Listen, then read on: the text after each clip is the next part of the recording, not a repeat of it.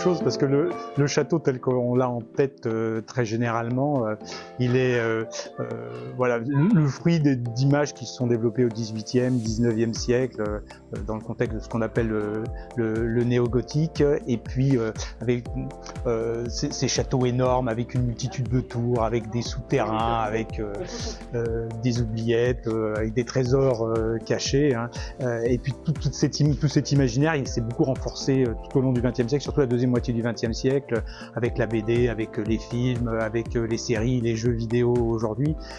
qui construisent une réalité qui est souvent quand même assez décalée de la réalité telle que peut